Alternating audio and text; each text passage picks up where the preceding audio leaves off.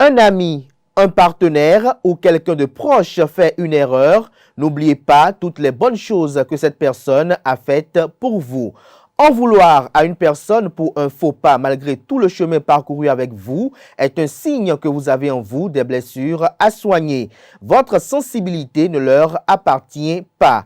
Tout le monde fait des erreurs dans la vie, mais cela ne veut pas dire qu'ils doivent les payer pour le reste de leur vie. Parfois, les bonnes personnes font de mauvais choix. Ça ne veut pas dire qu'ils sont mauvais. Ça veut dire tout simplement qu'ils sont humains. Mais si les fautes commises sont répétitives et similaires au point qu'elles vous inconfortent, prenez vos distances car quelqu'un qui s'excuse chaque fois pour les mêmes erreurs vous manipule et vous devez vous en méfier. Bonjour à toutes et à tous. Bon réveil matinal. Bienvenue sur Free Matin. On démarre dans une poignée de secondes avec la une des journaux juste après l'instant pub sur Free Matin. L'École supérieure d'administration, d'économie, de journalisme et des métiers de l'audiovisuel ESAE offre de nouveaux challenges pour l'année universitaire 2023-2024. Étudiantes et étudiants, parents d'élèves nouveaux bacheliers, ESAE, c'est la garantie d'une formation de qualité à des conditions très avantageuses. À Bedjromede, à Papa, à Boumekalavi et Parakou, inscrivez-vous en administration générale, administration du travail et de la sécurité sociale, trésor et finances publiques, impôts, diplomatie et relations internationales, journalisme et métiers de l'audiovisuel, gestion des marchés publics, planification et développement local, sciences économiques, sciences juridiques et toutes les filières des sciences de gestion. ESAE vous offre des bourses, demi-bourses et de réductions pour les premières inscriptions dans toutes ces filières. Waouh! En licence 1, 2 et 3 et en master, bénéficiez jusqu'à 50% de réduction sur tous nos sites. N'est-ce pas génial? Infoline. ESAE Bedjromede, 3e rue à droite en quittant le carrefour Le Jador pour la BIBE Jéricho ou au plus 229 90 93 65 21 98 98 14 00 à Kpakpa au plus 229 52 88 33 33 à Boumekalavi au plus 229 52 88 44 44 Parakou au plus 229 52 46 12 12. ESAE, l'excellence à un an.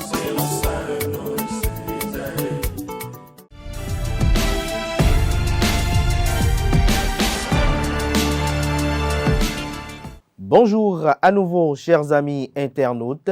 Le quotidien béninois d'information générale et d'analyse, l'informateur titre ce matin en manchette « Crise au Niger, le Bénin pas hypocrite ». Sans détour, le ministre des Affaires étrangères béninois a clarifié sur Radio France Inter la position du pays quant à la mise en exécution des résolutions de la Communauté économique des États de l'Afrique de l'Ouest CEDEAO contre le Niger.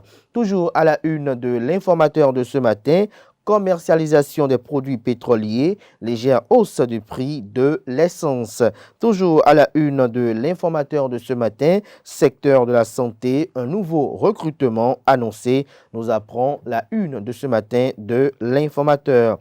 Jeux Intercampus 6e édition, des lauriers pour le Centre des œuvres universitaires et sociales d'Abomey-Calavé-Koussacé fait observer l'informateur ce matin à travers sa une. L'oreille droite de la parution de ce matin de l'informateur, comme à chaque parution, renvoie à découvrir dans les colonnes de sa parution les productions journalistiques des étudiants en formation à l'École supérieure d'administration, d'économie, de journalisme et des métiers de l'audiovisuel ESAE. Le quotidien national d'information titre ce matin en manchette « Reversement de 9051 enseignants en fonctionnaires d'État, le rappel des syndicats », l'article à retrouver à la page 3. Toujours à la une de la Nation de ce matin, convention et accord collectif, les contours d'un dispositif convoité à retrouver à la page 2. Toujours à la une de la Nation de ce matin, réunion Fagas-Badea, la coopération évaluée et cap sur l'avenir, renseigne la une de ce matin de La Nation, dont l'article est à retrouver à la page 11. Fraternité, ce matin manchette, parle de délocalisation de la célébration de la fête du 1er août. L'Étoile Rouge, la belle à rénover, estime le Canard. Une place de l'Étoile Rouge très ordinaire. Pourtant, ces jours de la célébration de la fête de l'indépendance et la peinture de la place n'a pas été reprise. Les drapeaux du Bénin, comme à l'accoutumée, n'encerclent pas non plus les lieux. Aucun embellissement n'y était fait hormis la salubrité habituelle qui est assurée. Quelques habitants seulement en quête de bel air profitent de la clémence de l'atmosphère sous les arbres et au pied du monument. À l'entrée principale de cette place publique, ce sont des conducteurs de Bénin Taxi en attente d'éventuels passagers qui accueillent. La situation n'a pas manqué de retenir l'attention de quelques citoyens habitués des lieux. Retrouvez le constat effectué par une équipe de la rédaction du journal aux pages 2 et 3 de sa livraison de ce vendredi. Secteur pétrolier au Bénin, le prix de l'essence augmente dans les stations-service, nous apprend Fraternité. Nous passons à présent au journal Le Matinal qui titre ce matin manchette « Station-service, hausse du prix de l'essence. Les raisons du réajustement opéré par le gouvernement sont à retrouver à la page 2. » Le journal fait savoir que depuis hier, jeudi 3 août 2023, les usagers des stations-service ont noté une légère augmentation du prix de l'essence à la pompe. Cette décision serait justifiée par une nécessité d'équilibre budgétaire selon une source du ministère de l'Industrie et du Commerce jointe par la rédaction de Le Matinal. Toujours à la une de Le Matinal de ce matin, le ministre des Affaires étrangères du Bénin sur la crise au Niger. Toutes les solutions acceptables seront utilisé. Matin libre à présent, Niger, intervention militaire de la CEDEAO, l'opinion publique défavorable, Tinubu recule. Des détails sur le titre du journal aux pages 2 et 3. Toujours à la une de Matin libre de ce matin, événement historique, visite de l'ambassadeur de Guinée-Bissau, des détails sur le titre du journal à la page 8. Toujours à la une de Matin libre du jour, coup d'État au Niger, Amnesty International dénonce des arrestations arbitraires. Le Béninois libéré, titre ce matin en manchette, résolution de la crise nigérienne par la CEDEAO, les fanfaronnades de Olusegun Bakari, des précisions sur le titre du confrère dans les colonnes de sa parution de ce matin. Le potentiel en manchette, audit des marchés publics au titre de l'année 2020 au Bénin, des irrégularités relevées, plus de 130 milliards de francs CFA en jeu. La RMP, l'autorité de régulation des marchés publics, s'auto-saisit du dossier, des sanctions en vue, des précisions à la page 8 de la page de ce matin de Le Potentiel, qui a également pour titre ce matin à sa une. En cas de non-respect de l'ultimatum de la CEDEAO, le Bénin prête à envoyer aussi un contingent militaire. Toujours à la une du même quotidien ce matin, Médias au Bénin, la haute autorité de l'audiovisuel et de la communication AC annonce la distribution prochaine des cartes de presse. La Nouvelle Tribune en manchette, crise au Niger, la CEDEAO au pied du mur. Le compte à rebours a commencé plus que 2 jours, soit le dimanche 6 août à minuit avant la fin de l'ultimatum lancé aux putschistes nigériens pour se plier aux injonctions des dirigeants de la communauté économique des États de l'Afrique de l'Ouest, CEDEAO. Passé ce délai, et si l'ordre constitutionnel n'est pas établi, les dirigeants de la CEDEAO n'ont plus d'échappatoire. Intervenir militairement ou perdre la face et se décrédibiliser définitivement. Toujours à la une du même quotidien ce matin, Niger, le Bénin répond à Assimi Goïta et Ibrahim Traoré. Toujours à la une du même quotidien ce matin, fête du 1er août, Noël Chadari se prononce sur l'absence des anciens présidents Thomas Boniaï et Nicéphore Dieudonné Soglo. Bénin intelligent à présent, nouvelle géopolitique en Afrique, graves enjeux pour l'Église. Le quotidien L'Économiste titre ce matin, intégration régionale, des recommandations pour consolider le marché des produits agro-pastoraux. Nord-Sud quotidien à présent, justice, les témoins de Jéhovah poursuivis. Le quotidien L'Indépendant, ce matin en deuxième de titre à sa une, pression tous azimuts pour la libération de Rekia Madougou, de Joël Frédéric Aïvo. Léadi Vinayon Soglo, Séverin Adjovi et Florent Agbo méritent attention, leur faute est moins grave, estime le confrère. L'affiche du jour titre ce matin en manchette, Société, l'essence passe désormais à 680 francs CFA à la pompe au Bénin.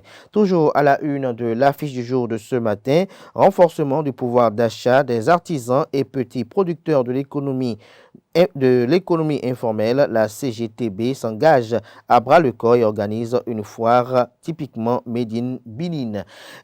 Dynamisme Info, j'allais dire plutôt, titre ce matin en manchette, Soglo Yaye absent au défilé de l'indépendance. Selon le confrère, il s'agit d'un vide qu'on ne saurait combler. L'événement précis ce matin en manchette parle de déclaration du ministre des Affaires étrangères à propos de la crise au Niger. Olusegun Adiadi Bakari dévoile la position du Bénin sur une intervention militaire. L'intégralité des propos du patron de la diplomatie béninoise sur Radio France Inter est à retrouver aux pages 3 et 7. Toujours à la une du même quotidien ce matin, honneur national nécessaire à un ancien chef d'État, Dr Glessougbe appelle à célébrer le président Nicéphore Dieudonné Soglo de son vivant. La Guérite ce matin à sa une, commune de Sakété, le renouveau divisé, Olga Kitobi incomprise. La primeur ce matin en manchette, crise à la mosquée centrale de Kadiaon, le comité de gestion désavoue l'imam Isiaka Alao Ligali et son fils.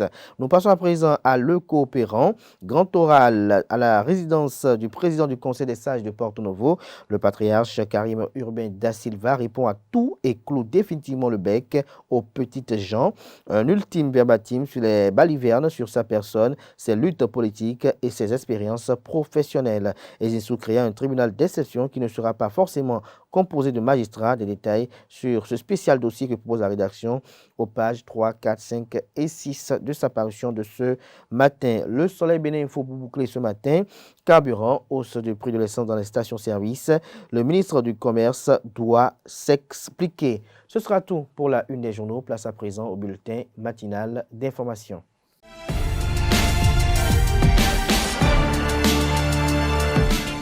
Bonjour amis internautes, bienvenue dans le bulletin matinal d'information. La situation politique actuelle au Niger et les sanctions de la CEDEAO n'ont aucun impact sur les travaux de construction du pipeline Bénin-Niger. Le directeur adjoint de cabinet du ministre de l'Énergie et des Mines, Alassane Kora, l'a souligné lors d'un entretien avec la presse ce jeudi 3 août 2023. La situation politique n'a rien à voir avec l'exécution du projet. À l'heure actuelle, les travaux progressent au Niger et au Bénin, a-t-il laissé entendre. Il est à noter qu'avec une production de 20 000 barils de pétrole par jour, le Niger, grâce à ce projet, espère augmenter sa production à environ 11 000 de barils de pétrole par jour. Environ 90 000 seront exportés par le pipeline. 5 000 nouveaux ménages auront désormais accès à l'énergie électrique grâce au projet d'électrification rurale cofinancé par la Banque d'investissement et de développement de la CEDEAO, le gouvernement du Bénin et l'Inde. Le projet permettra de raccorder 100 localités des communes de Zé, Savé et Niki seront raccordées au réseau électrique. 443 km de lignes moyennes de tension, 210 km de lignes mixtes haute tension et basse tension, 300 km à basse tension, 116 transformateurs, 30 à 60 poteaux par localité et environ 1620 lampadaires d'éclairage public seront réalisés dans le cadre du projet. Le cabinet Vœux Expert & Co a organisé une séance d'orientation pour les nouveaux bacheliers ce jeudi 3 août 2023 au centre communautaire EIA. Cette séance va permettre désormais aux nouveaux bacheliers de faire un bon choix sur les études supérieures. Le reportage avec Anaël Do. Éclairer les jeunes bacheliers afin qu'ils fassent de meilleurs choix de filière. C'est l'objectif que vise le cabinet Vœux Expert & Co à travers cette séance d'orientation. Les jeunes bacheliers présents à l'occasion ont eu droit à du coaching, des partages d'expériences, des essais en anglais et bien d'autres. Contrairement à ce qui est courant, cette séance d'orientation est spécifique. Nous avons fait aujourd'hui une séance d'orientation. Mais ce n'est pas une séance classique comme cela se fait d'habitude. C'est une séance plus orientée vers la compétence des enfants et le besoin sur le marché en termes de compétences. Donc nous avons discuté avec les enfants, les nouveaux bacheliers, pour leur montrer les techniques qu'ils peuvent utiliser, déployer chez eux-mêmes afin de choisir les filières qu'il leur faut en fonction du projet professionnel. Aujourd'hui, nous avons essentiellement développé 3 notions. La notion de projet professionnel, la notion de projet d'études et la notion de choix de filière. Si nous prenons la notion de projet professionnel, le projet professionnel, c'est le métier que l'enfant désire faire. Parce qu'en chaque enfant, il y a un don, il y a une prédisposition à mieux faire tel ou tel métier. Et comme je le disais, on ne peut pas demander à un poisson de grimper l'arbre, comme on ne peut pas demander à un mouton d'aller nager. Donc chaque enfant a un don, chaque enfant a quelque chose en lui, et c'est cela qu'il faut que l'enfant définisse. C'est ça qui est le projet professionnel. Donc dès lors que l'enfant trouve ce que c'est que son projet professionnel, c'est-à-dire le métier que cet enfant veut exercer, il va falloir maintenant trouver le projet d'études qui va avec ce projet professionnel. Le projet d'études, c'est quoi? C'est l'ensemble des études, des formations et des diplômes que l'enfant doit avoir afin de réaliser son projet professionnel. Donc, pour un projet professionnel donné, il y a un projet d'études spécifique. Après le projet d'études, il faut maintenant définir la filière de base qui va permettre de réaliser ce projet d'études. Par exemple, quelqu'un qui veut faire l'expertise comptable, le projet professionnel, c'est être expert comptable. Le projet d'études, c'est avoir le DEC. Pour avoir le DEC, il faut avoir le DCG, le DCG et le DEC. Pour avoir le DCG, il faut choisir la filière de base. La filière de base, ça peut être la G2, la comptabilité, la C ou bien la D. Les nouveaux bacheliers ont apprécié toutes les notions développées lors de cette séance d'orientation. C'était très instructif. La majorité de tout ce qui a été dit, je dirais même carrément tout. On est parti d'une bonne base en définissant d'abord ce que nous voulons, nos projets professionnels. Après de là, on a fait tout ce qui pourrait nous amener à réussir ce projet professionnel-là. Monsieur Séverin Oundénou nous a donné beaucoup de pistes. Il a été très, très instructif et j'ai beaucoup aimé l'intervention de toutes les personnes en général. Les résolutions seront, je dirais, très bonnes parce que déjà avec ce que nous avons fait aujourd'hui, je saurais que, attention, il y a certaines pistes sur lesquelles il faut parler. Il nous a donné des directives, par exemple, pour dire, il y a des exemples de métiers qui, à l'avenir, ne seront plus trop bénéfiques, ne seront plus trop à la une. Et par conséquent, si entre-temps, j'avais choisi un métier qui, par l'avenir, pourrait poser problème, attention, je saurais que maintenant, là, je pourrais enlever ce métier, choisir d'autres choses, mais tout en étant cadré dans mes rêves. À travers cette séance d'orientation, le cabinet Vœux Expert & Co marque de son empreinte le développement éducatif au Bénin. D'autres séances sont prévues afin que les nouveaux bacheliers fassent des choix judicieux et utiles. Au Bénin, le prix de l'essence à la pompe a connu un réajustement ce jeudi 3 août 2023 de 650 francs CFA le litre auparavant. Le prix de l'essence passe désormais à 680 francs, soit une hausse de 30 francs. Le gouvernement, pour l'instant, n'a pas encore donné les raisons qui sous-tendent un tel réajustement du prix de l'essence à la pompe. Le mardi 1er août dernier, le Bénin a célébré avec fierté son 63e anniversaire d'indépendance à la souveraineté nationale et internationale. Depuis qu'il a accédé à l'indépendance en 1960, le pays a connu de nombreux défis, mais a également réalisé des progrès significatifs sur de nombreux fronts. Joël Ataï-Guédégbé, acteur de la société civile, expert en gouvernance, nous fait le point de ce qu'on peut retenir de ces 63 ans d'indépendance. Il s'exprime au micro de Francis Fahami. Les instruments de la démocratie, nous devons les apprivoiser, non pas les détourner de manière médiocre, mais réinventer, sans vouloir réinventer la roue, faire en sorte de bâtir des institutions fortes.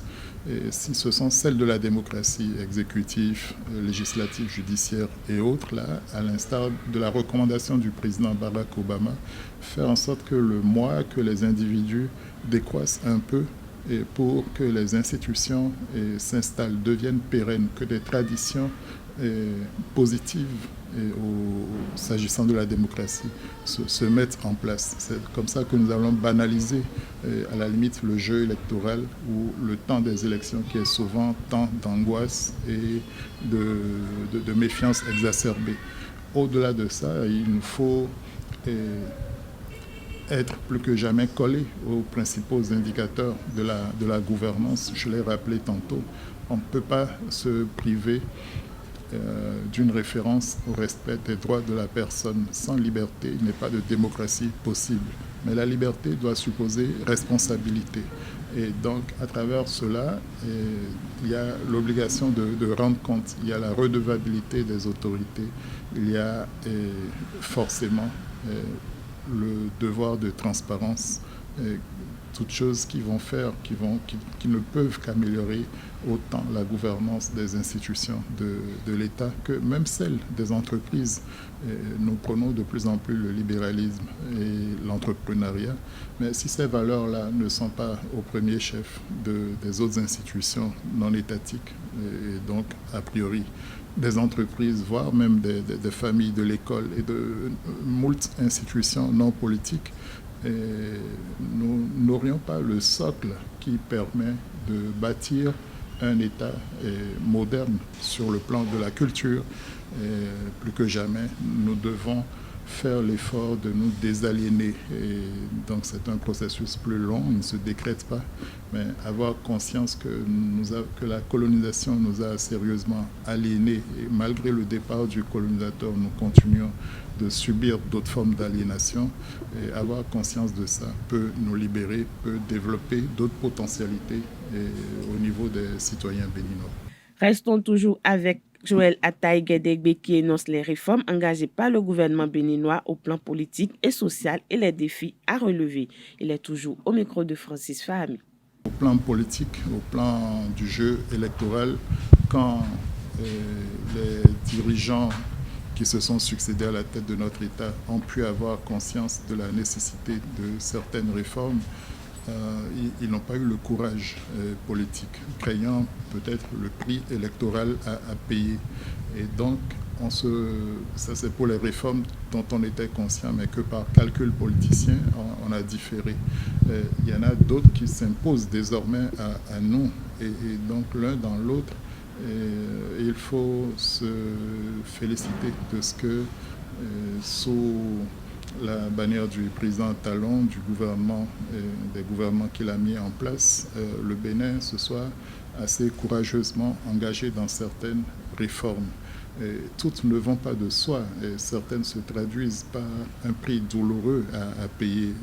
Toute réforme est généralement changement d'habitude, changement ou remise en cause de certains acquis. Et c'est là que les réformes engagées sous la gouvernance du président Talon mériteraient probablement davantage de pédagogie, de préparation. Mais le temps nous est compté et à la décharge des gouvernements du président Talon, je pourrais dire ça. On pourrait également déplorer que parfois, effectivement, il y a eu, en tout et pour tout dire, je crois que la participation est souvent le point faible de l'actuelle gouvernance. Mais c'est une gouvernance qui essaye de mettre davantage l'accent sur l'obligation de résultat et partiellement celle de rendre compte. On est encore loin de ce qu'on pourrait espérer, mais dans maints domaines, les réformes engagées ont été utiles à la remise à flot de l'économie du pays. Il y a davantage de formalisation. Il y aura probablement une imposition de plus en plus forte. C'est toujours le défi pour tout gouvernement de pouvoir élargir l'assiette fiscale pour que la pression fiscale ne repose pas sur les mêmes ou sur une minorité d'entreprises. Donc comment inventer une gestion économique qui fasse contribuer, même qui fasse produire suffisamment de quoi investir à nouveau et plus même dans les secteurs sociaux où la demande est loin d'être satisfaite. Si l'emphase a été mise sur certains domaines comme l'eau de manière incontestable, sur le maintien des filles à l'école, voire des enfants avec les cantines. Il y a un nombre de mesures sociales qui ont été prises qui concourent quand même au mieux vivre même dans la santé. Mais nous sommes encore bien loin de la coupe aux lèvres, et peut-être qu'avec davantage de dialogue, davantage de participation, de pédagogie, on pourrait accélérer ces réformes-là, on pourrait mieux les systématiser, mieux les faire accepter et les rendre probablement plus productives, plus durables. C'est ça le défi. Le Centre des œuvres universitaires et sociales d'Abomey-Calavi Koussassi a donné le coup d'envoi des Jeux Intercampus 2023 le mercredi 2 août au campus d'Abomey-Calavi. La cérémonie de lancement officiel des Jeux a été présidée par une forte délégation du cabinet de la ministre de l'Enseignement supérieur et de la Recherche scientifique, Éléonore Ladécan. Le point de la cérémonie avec Setondelarius Adjagbeno. Plus de 800 athlètes. 4 disciplines dont une cérébro-ludique, 5 jours de compétition. Les 14 centres universitaires sous tutelle du Koussassi vont se challenger dans le cadre des Jeux Intercampus JIC 2023 à Abomey-Calavi. Les Jeux Intercampus sont le prolongement du championnat pluridisciplinaire. C'est les équipes championnes qui sont venues maintenant pouvoir défendre les couleurs de leur centre universitaire. Donc ici, on aura le gagnant des gagnants. L'objectif de la compétition, c'est quoi? C'est le développement du sport universitaire. Et comme objectif spécifique, c'est détecter les talents et constituer les équipes universitaires compétitives pour la participation aux compétitions nationales et internationales. On a essayé de sélectionner, de prendre des sélectionneurs dans chaque discipline. Donc, les sélectionneurs vont suivre tous les matchs pour pouvoir détecter et constituer les équipes universitaires au niveau de chaque discipline. Cette année, le Scrabble fait son introduction dans les Jeux aux côtés du football masculin, du basketball masculin et féminin et du handball féminin. Les organisations estudiantines félicitent le Koussassi pour les efforts consentis et l'invitent à maintenir le cap. Il faut remercier le Centre des universités sociales qui, chaque année, arrive à trouver la formule adéquate pour pouvoir nous réunir autour d'un certain nombre de disciplines après une bonne durée de travail intellectuel. C'est d'ailleurs ce qui explique notre présence ici pour le lancement de la 6e édition des Jeux Intercampus. S'il y a quelque chose qu'il faut saluer cette année, c'est qu'en plus des autres disciplines, il y a eu de l'innovation. Et cette année, il y aura une compétition, il y aura un tournoi de Scrabble. Ce que nous demandons, c'est que les années à venir, qu'ils puissent innover davantage pour que nous puissions avoir beaucoup de disciplines à notre actif. En initiant les JIC, la ministre Yaye Ladécan, alors d'ECOUS, voulait participer à l'épanouissement total des étudiants. La directrice du centre universitaire du Sakété exhorte les athlètes à exploiter au mieux ce cadre de brassage. Il faut vraiment profiter de ces occasions pour collaborer, pour créer un ancrage très intéressant qui vous permet de communiquer, de travailler ensemble maintenant et aussi dans le futur. Il faut profiter de ces occasions pour mieux vous connaître et mieux travailler. Profitez surtout pour vous amuser, puisqu'il s'agit des Jeux Intercampus. Très important de s'amuser, mais dans le fair play. Le représentant des étudiants l'a déjà dit. Le directeur adjoint de cabinet du ministère de l'Enseignement supérieur et de la Recherche scientifique abonde dans le même sens. Je vous souhaite de prendre du plaisir, je vous souhaite de vivre ces Jeux dans la discipline, le respect mutuel et puis vive le sport à l'université. Le DECOUS exprime sa gratitude à l'autorité pour son accompagnement permanent. Je voudrais remercier vraiment le DAC. C'est lui qui dirige la délégation du cabinet et je vois que le cabinet est fortement représenté et ça montre une fois encore l'attachement de la ministre au Koussassi et à tous les étudiants. Elle fait vraiment de l'épanouissement des étudiants vraiment le fondement même de sa politique. Le Koussassi bénéficie du soutien de la Poste du Bénin cette année. Le rideau va tomber sur cette 6e édition des Jeux Intercampus le dimanche 6 août 2023 avec un méga concert des cacheurs de l'UAC. Mais avant, les groupes artistiques des centres universitaires vont animer le Festival artistique universitaire 2023.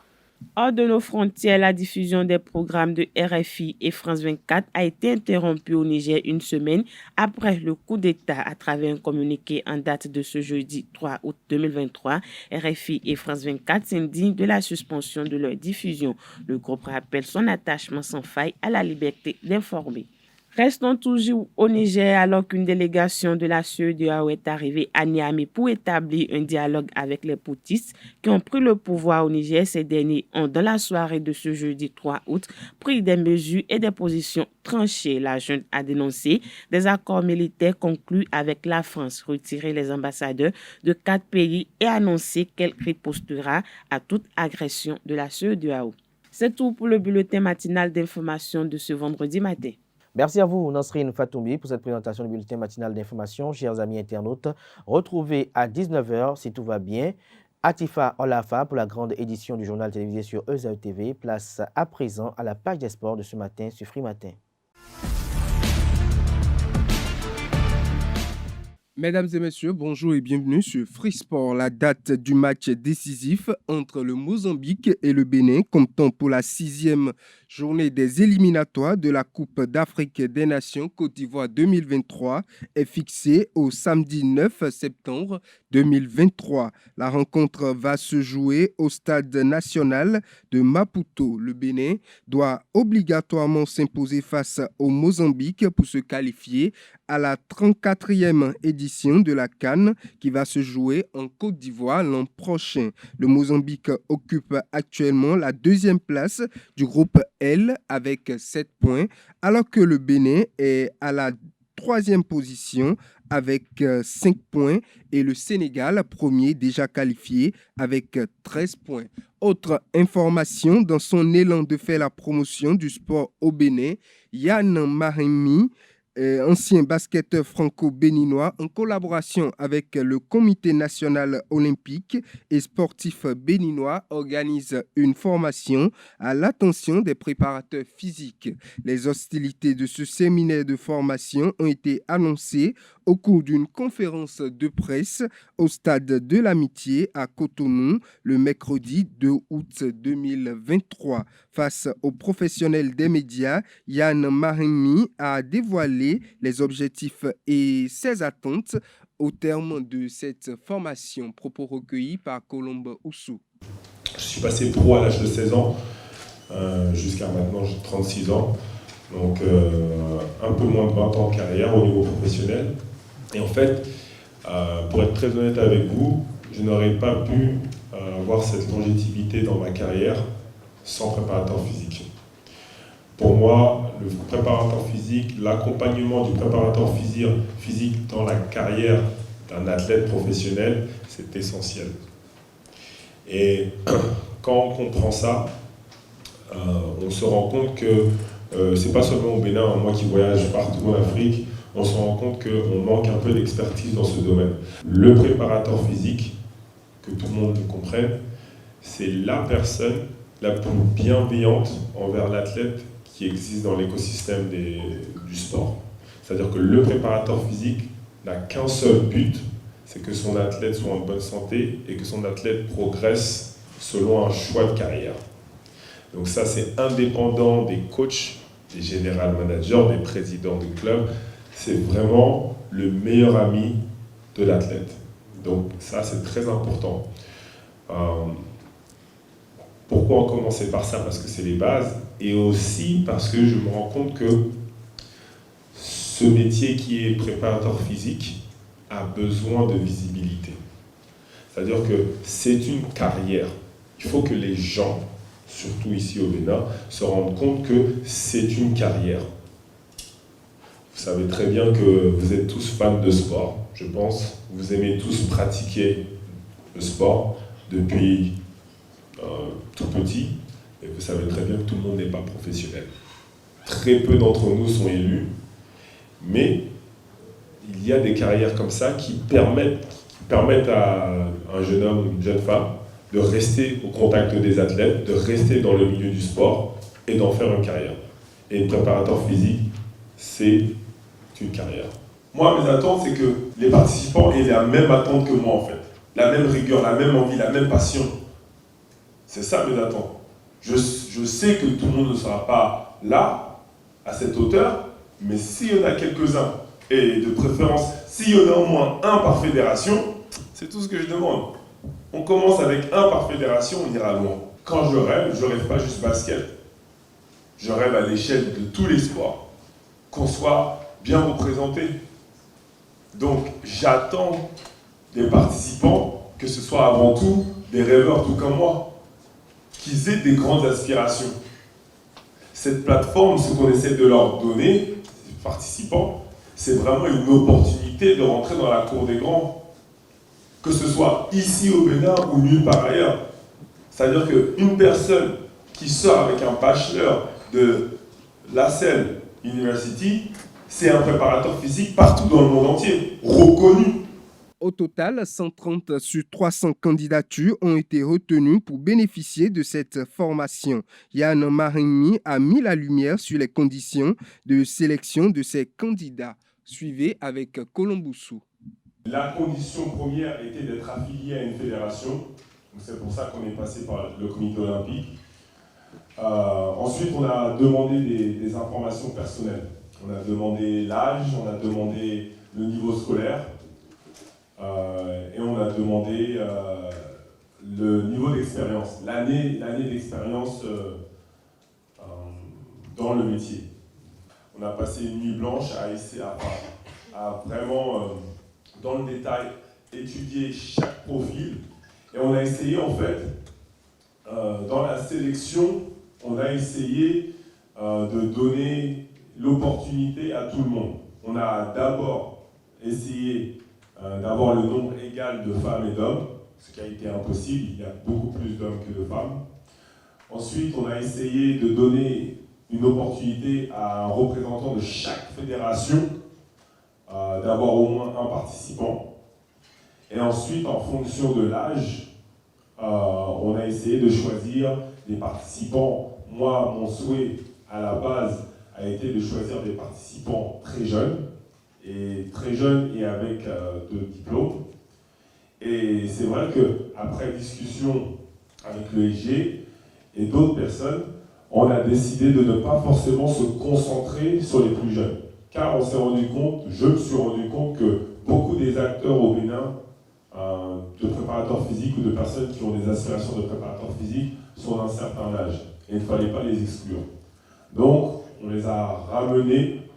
Et donc, dans la sélection, ce qui a beaucoup pesé aussi, c'est le niveau scolaire. Et c'est là où moi j'ai été un petit peu surpris, c'est qu'on a eu quand même beaucoup de participants qui se sont arrêtés avant le bac. Et c'est vrai que pour nous, c'est important de commencer avec le bac parce qu'on voudrait donner l'opportunité aux participants d'aller un jour à l'université. Et vous savez très bien qu'on ne peut pas aller à l'université sans avoir le minimum de bac. Le tournoi Tous Ensemble est une compétition de football de petits camps qui va regrouper 13 arrondissements de Cotonou. 150 équipes de 165 quartiers seront représentées. Initiée par l'association World of Winners, la compétition démarre le samedi prochain sur le terrain du CEG Bégamin. Le tournoi démarre avec la phase préliminaire. L'affiche AS Gbeliga face à Falaise FC sera en ouverture à 15h. À la fin de ces préliminaires, la première équipe de chaque poule et le meilleur deuxième sera qualifié directement pour les demi-finales. Mesdames et messieurs, c'est tout pour Free Sport. Merci à vous, Aneldo, pour cette présentation des sports. À présent, on vous laisse pour revenir à nouveau pour la définition du jour.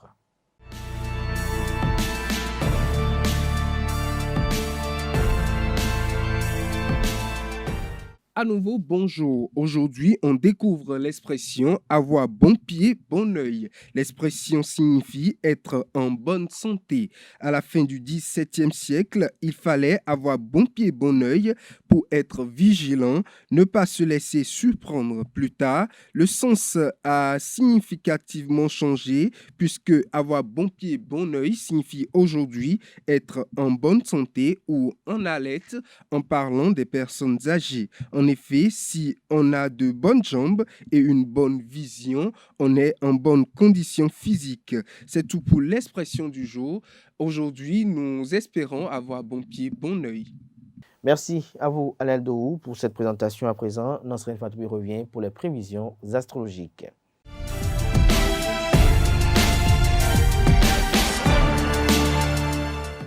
À nouveau, bonjour, bienvenue sur votre rubrique horoscope du jour. Bélier, un profond besoin d'action vous poussera à prendre des décisions immédiates. Soyez objectif dans vos choix.